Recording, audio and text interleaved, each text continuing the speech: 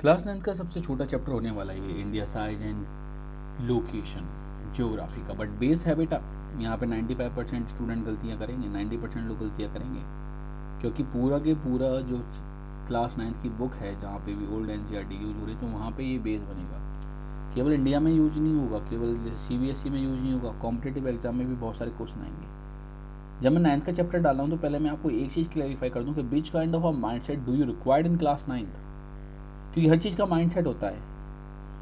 Mind set एक observation वाला होना चाहिए कि आपको अपने जूनियर को भी देखना है, आपको अपने सीनियर्स को भी देखना है। क्योंकि एक चीज़ समझ के चलो, आप समझने का ट्राई करो, आप एक ब्रिज फेस में हो। इससे पहले क्लास 8 थी, वहाँ पे चीज़ें बिल्कुल अलग थी, सिलेबस बिल्कुल अलग था, अब सिलेबस अलग है। आपको यहाँ पे बैठ के अपने सीनियर्स को ऑब्जर्व करना है, आपको बोर्ड के ट्रेंड को सेट करना है, ताकि आप भी उस जगह पे जाके एक ऐसा माइल्ड स्टोन सेट कर सको जिसको आपके क्या जूनियर्स फॉलो करें। आपको एक चीज़ बहुत क्लियरली मैं आपको बता दूँ, 9th की जो एज है ना, वहाँ पे बहुत सारे बच्चे अपने जो कैलिबर हैं, जो अपने वेपन्स हैं, जो भी उनका काम करने का तरीका, जो उनको पढ़ने का तरीका, थोड़ा लूज कर देते हैं, है ना। एक तो सिलेबस नहीं होता है तो वो उसको समझने का ट्राई नहीं करते।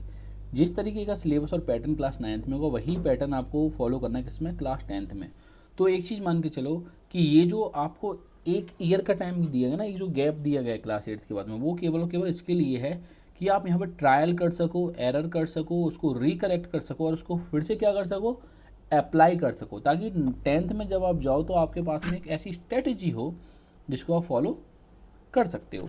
तो इस चैप्टर को इसी बात से हम शुरू करेंगे, क्योंकि ये आपकी पूरी ज्योग्राफी का बेस होने वाला है। India size and location, my name is Nikhil Sharma, welcome on Edufy GS. तो let's begin. This is a introductory slide जो मैंने आपको पहले ही बता दिया। India size and location, tagline क्या है, लर्न स्मार्ट स्कोर हाई। चलिए, when I am talking about the India has a glorious part. I want to share something कि फर्स्ट बीसीई, जब पूरी दुनिया में सारी चीज़ों की शुरुआत हो रही थी, India and China covering the most of the GDP of the world. अगर किसी वर्ल्ड में सारे लोग मिलकर 100 रुपीज़ भी अर्न कर रहे थे, तो उसमें से 60 और 70% रुपीज़ जो है, 70% पैसा वो कहाँ से आ रहा था, इंडिया से आ रहा था। बिकॉज यहाँ पे आपको इंडस वैली सिविलाइजेशन देखने को मिलेगी, वैदिक कल्चर देखने को मिलेगा, strong foundation, knowledge, trade and society देखने को मिलेगी। इंडस वैली सिविलाइजेशन की मैं थोड़ी बात करना चाहूँगा, क्योंकि जो न्यू एनसीईआरटीज़ हैं, जैसे वो आ जाएगा उस पर भी मैं लेक्चर डालना शुरू करूँगा। Indus valley civilization is the most well decorated society in terms of architecture, in terms of cleanliness, in terms of hygiene. यहाँ पे जितने भी रोड्स थे वो 90 डिग्री के एंगल पे काटते थे। इंडस वैली सिविलाइजेशन की अगर आप कंपैरिजन करना है तो you can do a comparison with Egyptian civilization and you can compare with the Mesopotamian civilization. But आपको जो सिटी प्लानिंग देखने को मिलेगी वो शानदार देखने को मिलेगी कहाँ पे, केवल और केवल इंडस वैली सिविलाइजेशन में। अगर आपको कभी देखना है कि इंडस वैली सिविलाइजेशन किस तरीके की थी, तो अभी गूगल अर्थ पे जाओ और एक सिटी सर्च करो, दैट्स कॉल्ड द चंडीगढ़। क्योंकि Chandigarh is the first planned city in India, जिसको मिस्टर जवाहरलाल नेहरू ने बनवाया था। वैदिक कल्चर की बात करूँ तो वैदिक कल्चर में ना ज्योमेट्री का बहुत ज़्यादा उपयोग हुआ था। Because in the Vedic culture people use to do yajnas, और यज्ञ को करने के लिए अलग अलग तरीके की हवन वेदी बनाई जाती थी। आपको चरक संहिता देखने को मिलेगी, सुश्रुत संहिता देखने को मिलेगी, आपको ट्रेड देखने को मिलेगा। सारे के सारे लोग इंडिया आना चाहते थे। देखो मैं आपको एक हंसी की बात बताऊँ, जो कोलंबस है, कोलंबस इंडिया को सर्च करने निकला था, बट पहुंचा अमेरिका। अमेरिका में जाकर उसने लोगों का नाम रेड इंडियंस रखा। वाई? वो तो अमेरिका के लोग थे, इंडियंस रखने की क्या जरूरत थी। India is the only country जिसके नाम पे पूरे के पूरे ओशन का नाम है, इंडियन ओशन। चाइना उसको चेंज करना चाहता है, बिकॉज इससे इंडिया का डोमिनेंस इस एरिया में पता पड़ता है। उसके बाद में जब आप उस एरिया में जाओगे तो आपको पता पड़ेगा एक पूरे के पूरे एरिया का नाम क्या है, वेस्ट इंडीज़ है बेटा। इंडिया का डोमिनेशन बहुत ज़्यादा है, ठीक है। उसके बाद में आपको बहुत स्ट्रॉन्ग फाउंडेशन नॉलेज की देखने को मिलेगी, ट्रेड को देखने को मिलेगी और सोसाइटी को देखने को मिलेगी बेटा। सोसाइटी भी काफ़ी स्ट्रॉन्ग है इंडिया की। जैसे हम बात करें फ्रांस की, तो फ्रांस में केवल वही लोग रहते हैं जो फ्रेंच बोलते हैं। जर्मनी में केवल वही लोग रहते हैं जो जर्मन बोलते हैं। India is the country which have a 22 official language. आपके 8th शेड्यूल में जो आपका कॉन्स्टिट्यूशन है वो डिफरेंट डिफरेंट पार्ट्स में डिवाइड है। उसमें से एक जो है स्केड्यूल 8, उसमें आपको 22 लैंग्वेज देखने को मिलेंगी। 22 लैंग्वेज तो वो जिसमें आप सिविल सर्विस का पेपर दे सकते हो। इसके अलावा 200 प्लस लैंग्वेज हैं। मल्टीपल डायलैक्ट्स हैं और स्क्रिप्ट हैं, तो आपको बहुत ज़्यादा डाइवर्सिटी देखने को मिलेगी। यही है हमारा भारत, यही है महान। और as a education, as a student, आपकी जिम्मेदारी है कि आप इस डाइवर्सिटी को क्या करो, रेस्पेक्ट करो।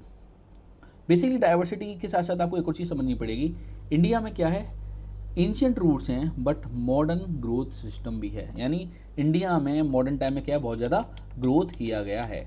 तो इंडिया की स्टोरी हम समझेंगे इन टर्म्स ऑफ ज्योग्राफी। अगर मैं बात करूं एरियाज ऑफ डेवलपमेंट, पिछले 70 ईयर्स में after independence we do the tremendous amount of success and development in the agriculture, जिसमें हमने मॉडर्न टेक्निक्स लेके आए, फूड सेल्फ सफिशिएंसी आई। जब हम आज़ाद हुए थे तो हमारे पास में इतना खाना नहीं था कि हम अपने लोगों को खिला सकें, बट राइट नाउ हम फूड ग्रेन को एक्सपोर्ट करते हैं। इंडस्ट्रियल ग्रोथ की अगर मैं बात करूं तो हमने मैन्युफैक्चरिंग में भी बहुत ज़्यादा महारत हासिल की है और एम्प्लॉयमेंट भी जनरेट किया है। देखिए मैन्युफैक्चरिंग इंडस्ट्री एक ऐसी इंडस्ट्री है जहाँ पे आपको बहुत ज़्यादा एम्प्लॉयमेंट जनरेट करने की पावर है। फॉर एग्जाम्पल आज एक न्यू कॉन्सेप्ट चला है दैट्स कॉल्ड डिजिटल बैंक। आपको बैंक जाने की ज़रूरत भी नहीं और आप घर बैठ के सारे काम कर लोगे। आज से अगर मैं 20 साल पहले की बात करूँ, अगर आपको 500 रुपीज़ भी निकालने थे तो आपको बैंक जाना पड़ेगा और 1-2 घंटे ख़राब करने पड़ेंगे। But right now if I am talking about ना, तो शायद ही पता नहीं मैं लास्ट टाइम कब बैंक गया था। तो इस एरिया में हमने बहुत ज़्यादा काम किया। दूसरा IT रेवोल्यूशन हमारे इंडिया में हुआ है और डिजिटल इंडिया तो आपको पता ही है। देखिए IT रेवोल्यूशन की अगर मैं बात करूँ तो सिंपली इंडिया जाइंट है, क्योंकि इंडिया जितनी ज़्यादा IT सर्विस देता है ना उतना कोई नहीं देता। जैसे हम जब फॉरेन कंट्रीज़ के साथ में ट्रेड करते हैं तो वहाँ पे हमको बहुत सारा पैसा वहाँ से मिलता है। आपने US को कोई सामान सेल किया, कोई भी गुड्स सेल किया, कोई भी सर्विस सेल की, तो उसके एवज में तो आपको पैसा मिलने वाला है ना। तो उस पैसे में एक बहुत बड़ा पार्ट किसका आता है, IT का आता है। इंडियन इकोनॉमी का GDP लगातार क्या हो रही है, राइज हो रही है और इम्प्रूव हो रही है। First of all you should understand the meaning of the GDP का सिंपल मीनिंग ये है कि एक साल के अंदर पूरी की पूरी कंट्री के लोग मिलकर कितना गुड्स और सर्विस का प्रोडक्शन करते हैं। यानी केवल एक ईयर में, हमारे यहाँ पे जो ईयर होती है वो 31 मार्च से स्टार्ट हो 1 अप्रैल से स्टार्ट होती है और 31 मार्च को क्या हो जाती है, एंड हो जाती है। इस टाइम के अंदर पूरी की पूरी कंट्री के लोगों ने जितना भी प्रोडक्शन किया है गुड्स और सर्विस में, वो आपको यहाँ पे ऐड करना पड़ेगा। When I will teach you about the economics, मैं आपको इस कॉन्सेप्ट को बहुत अच्छे से पढ़ाऊँगा, तो डोंट वरी, बस अभी इतना ही याद रख के चलो। तो ये अब बात हुई कि इंडिया ने कितना ग्रोथ किया है। अब जब इंडिया ने ग्रोथ किया है तो उसके आगे आपको समझना पड़ेगा कि और किस किस चीज़ के बारे में हमको पढ़ना है। बेसिकली मल्टीपल स्लाइड्स क्यों हो गए, ठीक है। अब हम लोकेशन की बात करेंगे। पता नहीं ये 3 स्लाइड कैसे यहाँ पे बैक टू बैक आ गए, है ना। तो लोकेशन की अगर मैं बात करूँ, India is the vast country, है ना। देखो इंडिया की शुरुआत आपको कश्मीर से लेके कन्याकुमारी तक देखने को मिलेगी। यहाँ पे आपको छोटे छोटे आइलैंड्स भी देखने को मिलेंगे। यहाँ पे अंडमान निकोबार आइलैंड है, यहाँ पे लक्षद्वीप आइलैंड है। लक्षद्वीप आइलैंड की भी स्टोरी बड़ी अलग है। जब 15 अगस्त 1947 वी गॉट अ इंडिपेंडेंस, तो जो हमारे होम मिनिस्टर थे वो सरदार वल्लभ भाई पटेल थे। सरदार वल्लभ भाई पटेल को एक चीज़ पता थी कि इस एरिया में कुछ आइलैंड्स हैं, उन आइलैंड्स पे अभी किसी का भी कंट्रोल नहीं है। तो हमने क्या किया, अपनी नेवी को यहाँ पे भेज दिया, क्योंकि हमको पता था within a few time Pakistani navy can be reach there. जैसे ही हम वहाँ पे पहुँचे, आफ्टर 1 और 2 hours the Pakistani navy arrived there, और उसने जब इंडिया के फ्लैग को देखा तो वो वापस हो गए।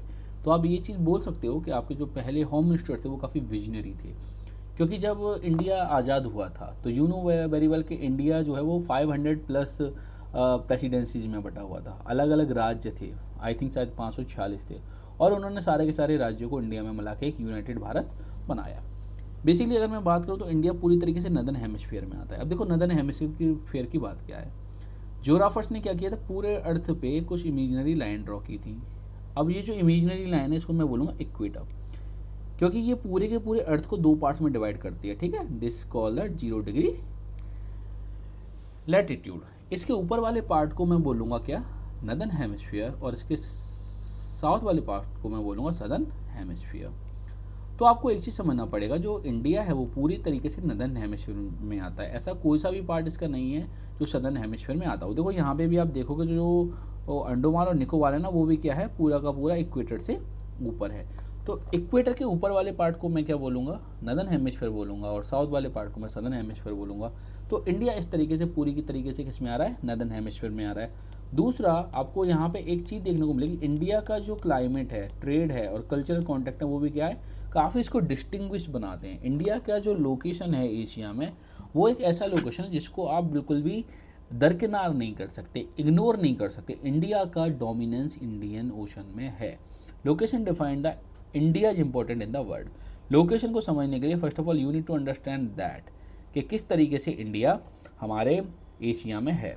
सबसे पहले तो you need to understand that कि ये जो इंडिया है, इंडिया कहाँ पे, इंडियन ओशन के बिल्कुल मिड पार्ट में है। देखो इस वाले पार्ट में क्या है, पूरे के तरीके से इंडिया है, यानी इंडिया एक तरीके से किसका काम कर रहा है, ब्रिज का काम कर रहा है बिटवीन द सऊदी अरेबिया यानी Arabian peninsula to south east Asia. देखो इस वाले पार्ट को हम ना साउथ ईस्ट एशिया बोलते हैं, इस वाले पार्ट को हम वेस्ट एशिया बोलते हैं। एंशियंट टाइम में भी जितने भी अरब ट्रेडर्स थे वो पहले आके इंडिया में रुकते थे, और इंडिया को रुकने के बाद में वो चाइना जाते थे, म्यांमार जाते थे, बर्मा जाते थे, सुमात्रा जाते थे। अब मैं आपको एक चीज़ बताऊं, जितनी भी कंट्री आपको देखने को मिल रही है, चाहे तो म्यांमार हो, थाईलैंड हो, आपका वियतनाम हो, फिलीपींस हो, मलेशिया हो, इंडोनेशिया हो, ये वो कंट्रीज हैं जहाँ पे आपको इंडियन कल्चर का इन्फ्लुएंस डायरेक्ट देखने को मिलेगा। फॉर एग्जाम्पल इंडिया में जो मेजॉरिटी रिलीजन फॉलो किया जाता है दिस इज द सनातन धर्म। हिंदू धर्म ही बोलते हैं, बट इसको हम क्या बोलते हैं, मेनली सनातन धर्म बोलते हैं। बट आपको दुनिया का सबसे बड़ा हिंदू टेम्पल इंडिया में देखने को नहीं मिलेगा, वो आपको देखने को मिलेगा कंबोडिया में, that's called the Ankur watt temple. तो आपको ये चीज़ समझना पड़ेगा कि जो इंडिया की लोकेशन है, जो इंडिया की इतनी बड़ी कोस्ट लाइन है, जो गुजरात से शुरू होकर केरल तक जाती है और केरल से शुरू होकर वेस्ट बंगाल तक जाती है, then I can say that कि इसकी वजह से इंडिया को बहुत ज़्यादा प्रॉफिट होता है। बिकॉज ये जो पार्ट है ना बेटा, इस पार्ट की वजह से इंडिया का जो डोमिनेंस है पूरे के पूरे एशिया और साउथ एशिया में, वो क्या है, काफ़ी यूनिक है। तो इस लाइन को मैंने आपको डिस्क्राइब किया, location define the India is important in the world. चलिए थोड़ा और आगे बढ़ते हैं और हम समझते हैं। सबसे पहले तो लॉन्गिट्यूडनल और लैटिट्यूडनल एक्सटेंड क्या है। इंडिया का जो लॉन्गिट्यूड है बेटा, वो 8 डिग्री नॉर्थ से स्टार्ट होके 37 डिग्री नॉर्थ तक जाता है। अब आपको एक चीज़ समझना पड़ेगा कि सर ये लैटिट्यूड क्या होता है। देखो लैटिट्यूड और लॉन्गिट्यूड को समझने के लिए क्या है, अर्थ पे जियोग्राफर्स ने बहुत सारी इमेजनरी लाइंस बनाई हैं। सबसे पहले मैं बात करूँगा कुछ इमेजनरी लाइन हमने कहाँ से बनाई है, ईस्ट से लेके वेस्ट की साइड, मल्टीपल लाइन्स हैं, इनको मैं क्या बोलूँगा, लैटिट्यूड बोलूँगा। जो लाइन मैंने बिल्कुल सेंटर में ड्रॉ की थी, इस लाइन को मैं बोलूँगा 0 डिग्री लैटिट्यूड। इसी तरीके से मैंने 90 लाइन ड्रॉ की, तो जो सबसे हाईएस्ट पॉइंट होगा, जो नॉर्थ पोल होगा, उसको क्या बोलूँगा मैं, 90 डिग्री नॉर्थ। और जो सबसे लोएस्ट पॉइंट होगा, जिसको मैं बोलूँगा 90 डिग्री साउथ, वो क्या होगा, साउथ पोल होगा। तो उसी तरीके से बीच में आपको अलग अलग लाइन देखने को मिलेंगी, जैसे 8th डिग्री, 7th डिग्री। तो इंडिया का जो लोएस्ट पॉइंट है ना, ये वाला पॉइंट बेटा, ये वाला, ये जो पॉइंट है वो आपको देखने को मिलेगा कि ये 8 डिग्री लैटिट्यूड से स्टार्ट होगा, और इंडिया का जो हाईएस्ट नदर्न पॉइंट है, ये वाला पॉइंट, ये आपको देखने को मिलेगा क्या, 37 डिग्री 6 मिनट। इस वाले पिक को मैं और अच्छे से आपको डिस्क्राइब करता हूँ। इस वाले पिक को आप देखो, है ना, ये क्या है, इंडिया में जो टॉपिक्स ऑफ कैंसर है वो क्या करता है, टॉपिक ऑफ कैंसर इंडिया को मिड से डिवाइड करेगा। और इस पिक में मैंने आपको सारी इन्फॉर्मेशन ऐड कर दी है जो आपके एग्जाम में बहुत ज़्यादा इंपॉर्टेंट होने वाली है। अगर आपने इस केवल और केवल लेक्चर को भी रीड कर लिया तो I am telling you one thing, आपके एग्जाम में मल्टीपल MCQs काफ़ी अच्छे तरीके से क्या हो जाएंगे, सॉल्व हो जाएंगे। बट यहाँ पे एक प्रॉब्लम है, ये जो एरो जा रहा है ना, ये एरो ऊपर की तरफ जाएगा, ना कि इधर की तरफ जाएगा, ठीक है, बिकॉज ये जो है वो अंडमान निकोबार आइलैंड है और ये लक्षद्वीप आइलैंड है। तो आपको क्या समझ में आया, लॉन्गिट्यूड समझ में आ गया। This is the imaginary line from east to west. अब आपको थोड़ा और समझना पड़ेगा कि लॉन्गिट्यूड क्या होते हैं। सर लॉन्गिट्यूड होते हैं imaginary line from north to south. इस तरीके से आपने देखा होगा, अगर नहीं देखा तो अभी भी आप जाके क्या कर सकते हो, किसी भी ग्लोब या मैप को ओपन कर लो। तो इंडिया का जो एक्सटेंट है वो बेटा इस पॉइंट से शुरू होगा, गुजरात के पास से, और अरुणाचल प्रदेश में जाके ये खत्म होगा। अरुणाचल प्रदेश की अगर मैं बात करूँ और इस पॉइंट की बात करूँ तो ये 68 डिग्री से तो स्टार्ट होगा, और यहाँ पे जाके क्या होगा, 97 डिग्री पे क्या होगा, ओवर होगा। तो यू कैन सी दैट कि यहाँ से लेकर और यहाँ तक पूरा का पूरा 30 डिग्री का डिफरेंस है। अब मैंने आपको ये जोड़ाकार गुणाकार भागाकार करके क्यों दिखाया, बिकॉज इससे आपका एक बहुत बड़ा पॉइंट क्लियर होने वाला है कि इंडिया में हम टाइम को डिसाइड कैसे करते हैं। बिकॉज जो लैटिट्यूड है ना बेटा, लैटिट्यूड की वजह से तो आपको ना क्लाइमेट समझने को मिलेगा कि किस तरीके का क्लाइमेट होगा। दूसरा है पॉइंट लॉन्गिट्यूड, लॉन्गिट्यूड से आपको टाइम समझने को मिलेगा कि ये टाइम किस तरीके से सेट करते हैं। This coordinates define the exact position of India on the globe. अब सबसे पहला पॉइंट तो ये कि सर एक चीज़ बताओ, इन कोऑर्डिनेट्स की जरूरत ही क्यों पड़ती है? क्योंकि मैं आपको एक चीज़ बताऊं कि क्लास 6 में मैप ग्लोब बहुत अच्छे से दिया गया है, ठीक है। तो you need to understand that कि सिंपली और सिंपली अगर मुझे किसी एरिया में जाना है या मुझे अपने घर पे कोई अमेजोन से पार्सल मंगवाना है, तो मैं उसको पहले अपना हाउस नंबर दूंगा, फिर मैं उसको अपना एरिया का नाम बताऊंगा, फिर मैं उसको बताऊंगा क्या कि मेरा लैंडमार्क एरिया क्या है। तो ये जो पॉइंट्स है ना, ये जो पॉइंट्स, ये लैंडमार्क एरिया हैं आपके, यानी इंडिया इस पार्ट के बीच में पड़ेगा। हर पोजीशन का एक एग्जैक्ट लॉन्गिट्यूड और लैटिट्यूड होता है। अगर आपको ऑन द सरफेस किसी रोड से किसी के घर पे जाना है तो आप किसी से पूछोगे, या आप किसी भी पर्सन से एड्रेस पूछ सकते हो। आप किसी गांव में जा रहे हो या शहर में जा रहे हो, उनसे पूछो। But what about a aeroplane? अगर इंडिया से कोई भी प्लेन उड़ के जॉन एफ कैनेडी एयरपोर्ट तक जाएगा तो उसके पास में एग्जैक्ट लोकेशन होनी चाहिए। जो आपका गूगल मैप काम करता है ना, वो भी इसी पॉइंट्स पे काम करता है, इन्हीं पॉइंट्स पे काम करता है, इन्हीं कोऑर्डिनेट्स पे क्या करता है, नेविगेट करता है। सम टाइम जब भी हमारा पड़ोसी मुल्क को कुछ पागलपने के काम करता है तो हमको कुछ मिसाइल्स भी डालनी पड़ती हैं। जो एग्जैक्ट मिसाइल हम डाल पाते हैं ना, वो भी इन्हीं की वजह से डाल पाते हैं, क्योंकि हमको पता है कि ये वही चीज़ें हैं जिनकी हेल्प से हमको क्या करना है, हर चीज़ को प्रिसीजनली करना है, ठीक है। तो ये बात आती है यहाँ पे। ये जो लेक्चर है इसको मैं थोड़ा और आपको समझा दूँ कि जो इंडिया है उसमें से एक ना ट्रॉपिक ऑफ कैंसर होता है। ट्रॉपिक ऑफ कैंसर क्या है, एक इम्पॉर्टेंट लैटिट्यूड है, ध्यान रखना, इम्पॉर्टेंट लैटिट्यूड है।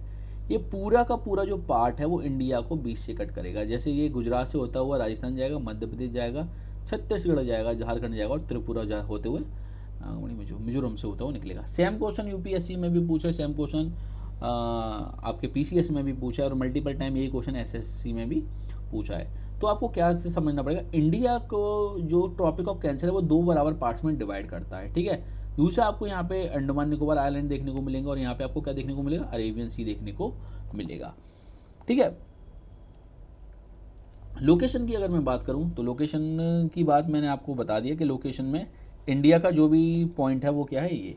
अब the topic of cancer pass almost through the middle of the India, जो मैंने आपको भी पिक में दिखाया था। अब आपको एक और चीज़ मैं बताऊं कि जैसे ये अर्थ है, ठीक है, अर्थ में ये क्या है, इक्वेटर है।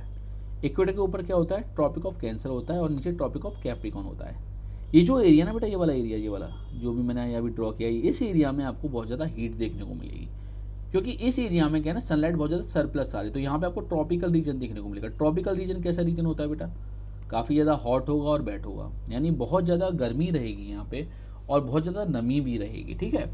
दूसरा, इसके ऊपर जितना भी एरिया उसको हम बोलेंगे क्या, सब ट्रॉपिकल। तो इंडिया में जो आप ये पार्ट देख रहे हो, ट्रॉपिक ऑफ कैंसर से नीचे वाला पार्ट, ये जितना भी पार्ट आपको यहाँ से दिख रहा है ना, यहाँ से लेके और यहाँ तक, यहाँ पे आपको थोड़ी बहुत ट्रॉपिकल टेंडेंसी देखने को मिलेगी। जैसे केरला है, ये जो वो वेस्टर्न पार्ट है, यहाँ पे आपको बहुत सारे ऐसे फॉरेस्ट देखने को मिलेंगे जो हमेशा क्या रहते हैं, एवरग्रीन रहते हैं। बट जो ऊपर वाला पार्ट है ये कि आपको टेम्परेट रीजन के करेक्टरिस्टिक दिखाएगा, ना तो ज़्यादा गर्मी ना ही ज़्यादा सर्दी। फॉर एग्जाम्पल अगर मैं बात करूँ किसकी, कश्मीर की, कश्मीर में आप जनवरी में जाओ, सब जीरो टेम्परेचर देखने को मिलेगा आपको।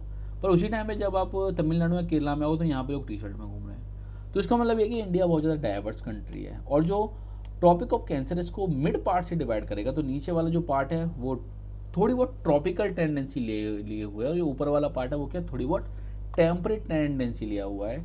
पर इसका मतलब ये नहीं कि प्रॉपर तरीके से टॉपिक है, क्योंकि इंडिया का जो क्लाइमेट है वो बेटा मानसून टाइप क्लाइमेट है। जब हम क्लाइमेट को रीड करेंगे इस वाले टॉपिक को हम अच्छे से रीड करेंगे। तो यहाँ पे आपने टॉपिक ऑफ कैंसर को समझा। इसके बाद में जब आप थोड़ा और आगे जाओगे तो आपको देखने को मिलेगा डिवीजन इन इंडिया। ट्रॉपिकल और सब ट्रॉपिकल रीजन मैंने आपको बता ही दिया है। This line affect the climate vegetation in the season, ठीक है। ये जो लाइन है आपकी वेजिटेशन को डिसाइड करेगी और क्लाइमेट को डिसाइड करेगी। जैसे नॉर्थ इंडिया में और जाओ, आप मेघालय में जाओ तो आपको मल्टीपल जगह पे ऐसी चीज़ें देखने को मिलेंगी, जैसे कि वहाँ पे एवरग्रीन फॉरेस्ट देखने को मिलेंगे जहाँ पे कभी भी जो लीव्स होते हैं वो कभी भी सैड नहीं होते। और ये जब आप नदर्न इंडिया में जाओगे, खास करके यूपी में जाओगे, बिहार में जाओगे, हरियाणा में जाओगे, then you can understand that कि जो लीव्स हैं वो क्या होते हैं, ड्राई सीजन में सैड कर जाते हैं। तो this is the point about the tropic and sub tropic region. Indian location की मैं बात करूँ, इंडिया के पास में 2 मेजर आइलैंड्स हैं। First of all the Andaman Nicobar island in bay of Bengal and Lakshadweep island in Arabian sea. Let me show you the pic of the Andaman Nicobar island. One second.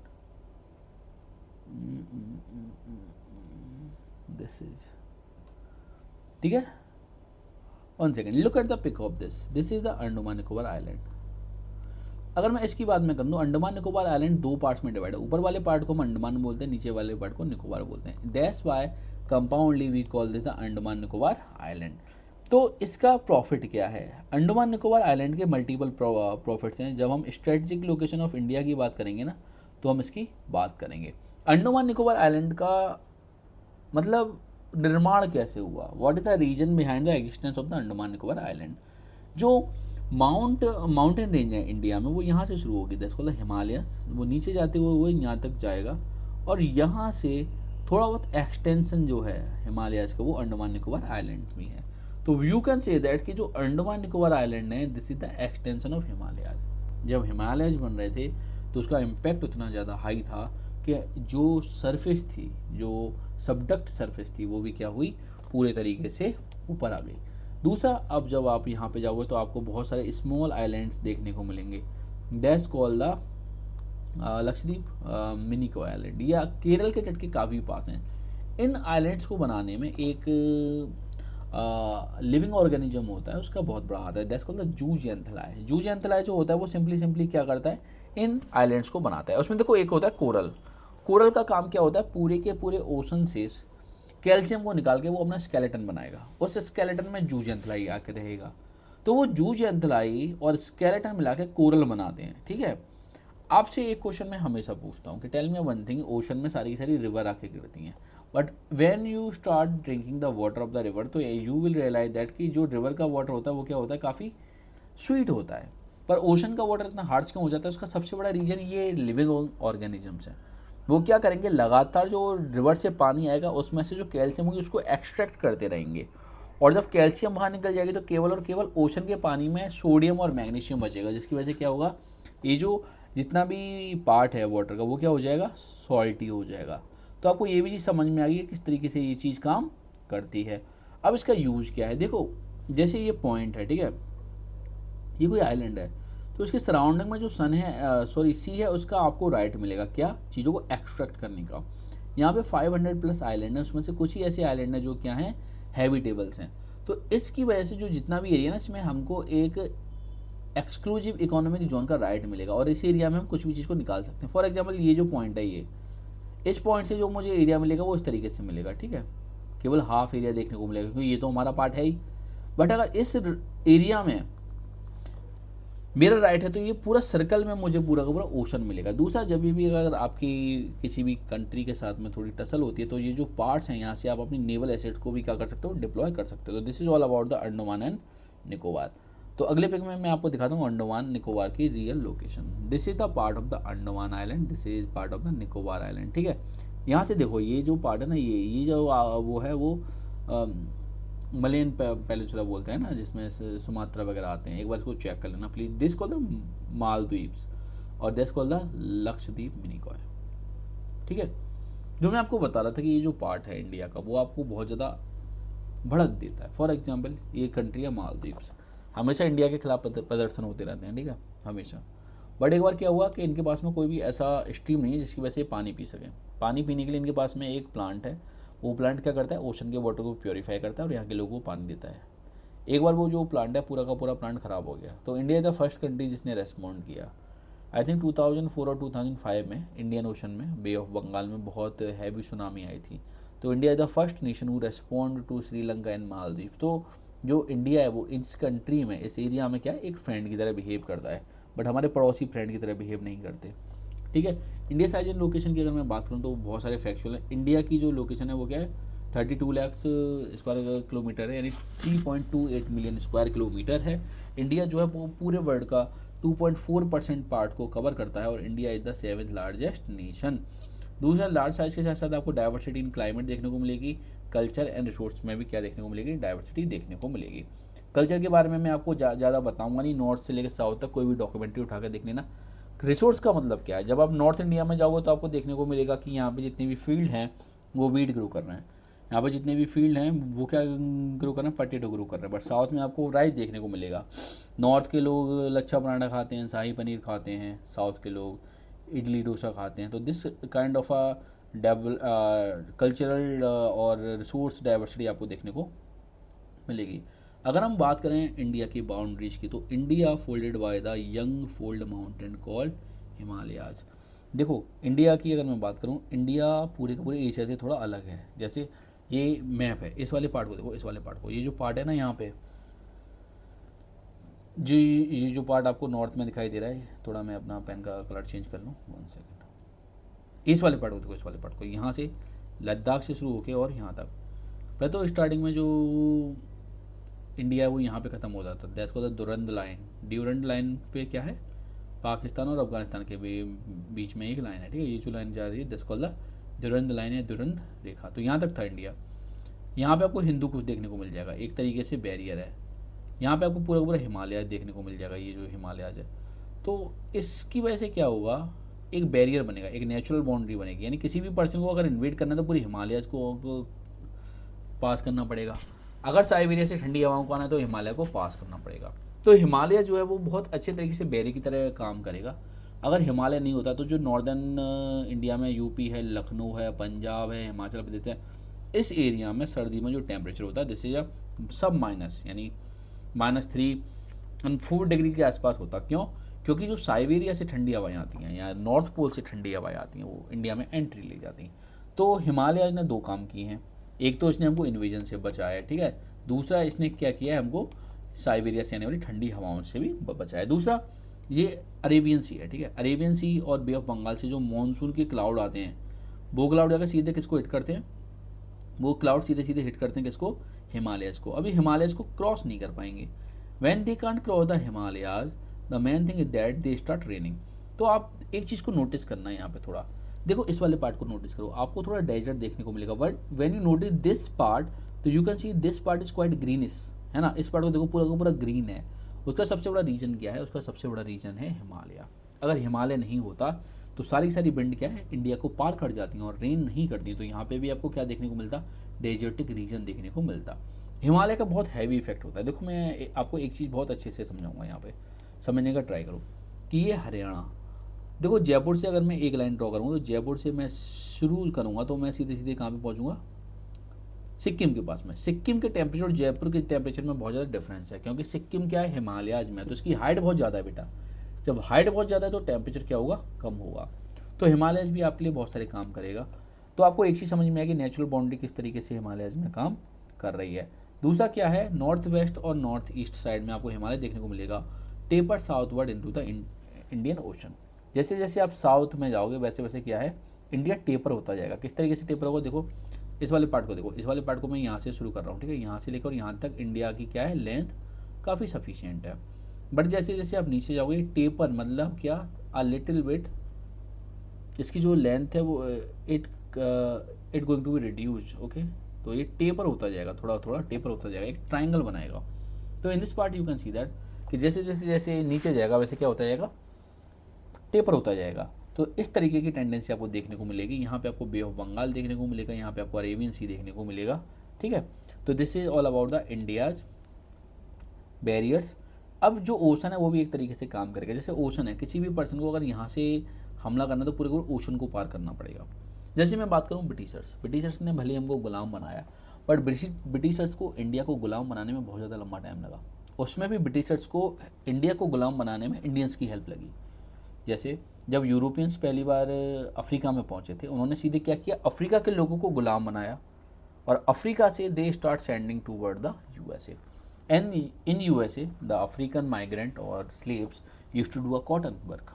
But when we talking about the India, तो India में they start making government, they start set up the civil services, क्योंकि Indians are quite literate person. आप उनको इस तरीके से गुलाम नहीं बना सकते थे। बट मैं आपको एक एंशिएंट किंगडम के बारे में बताना चाहूँगा, that's called the Chola empire.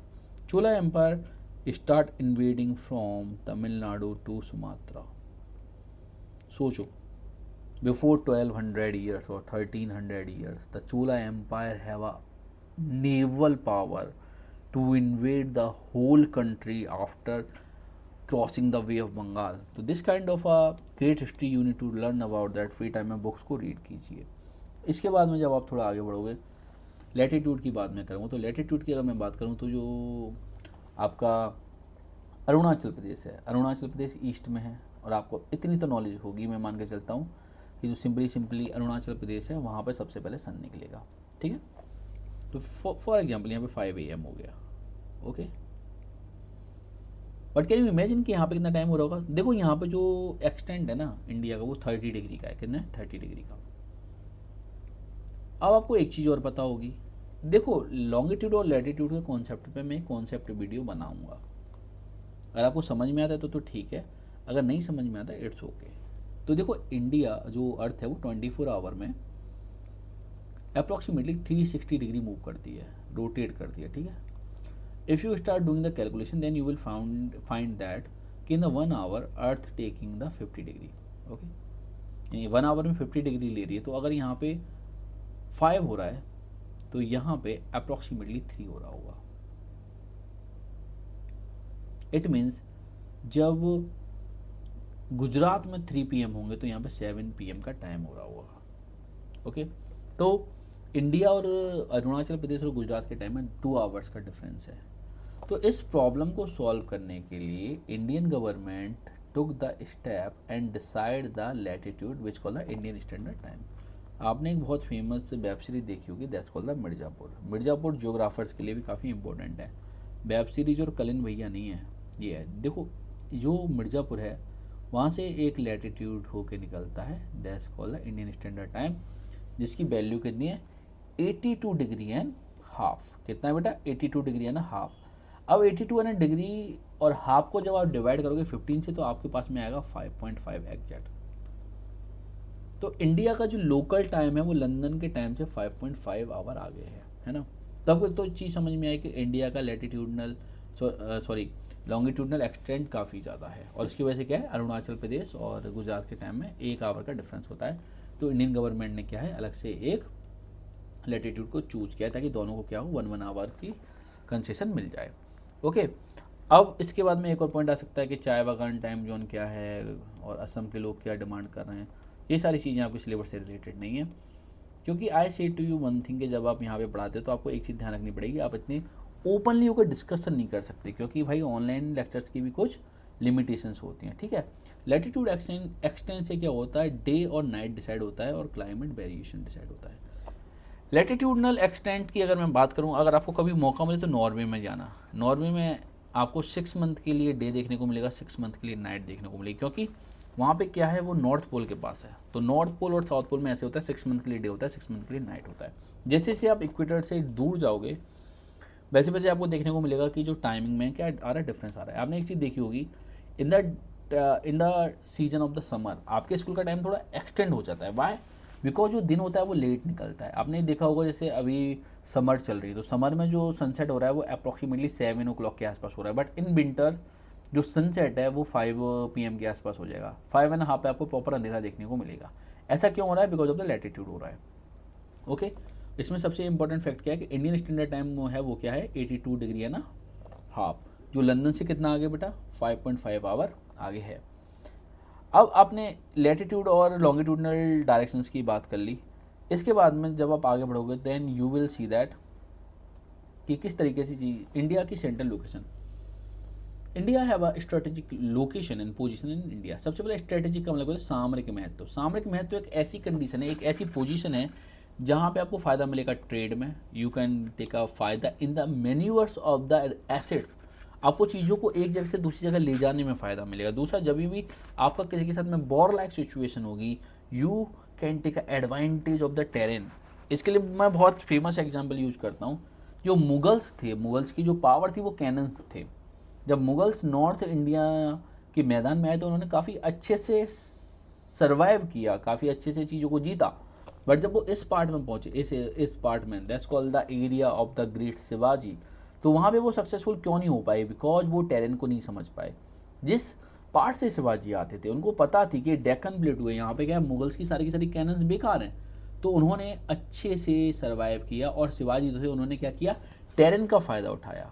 उस टेरेन का फ़ायदा उठाने के पार्ट को ये क्या बोलते हैं, स्ट्रेटेजिक लोकेशन बोलते हैं। फॉर एग्जाम्पल लड़ाई हो रही है बट जो इंडियन सोल्जर्स हैं वो हाइट पे बैठे हुए हैं तो वो इजीली चीज़ों को लोकेट कर सकते हैं ना। तो स्ट्रेटेजिक पोजीशन वही है जो आपको ट्रेड में, वॉर में और चीज़ों को मैन्यूवर करने में क्या दे, फायदा दे। It is a southward extension in the Asian continent and locate major trade route the Indian ocean. ठीक है, अब ट्रेड रूट क्या है इसको मैं थोड़ा आपको समझाना चाहूँगा, स्ट्रेटेजिक लोकेशन क्या है।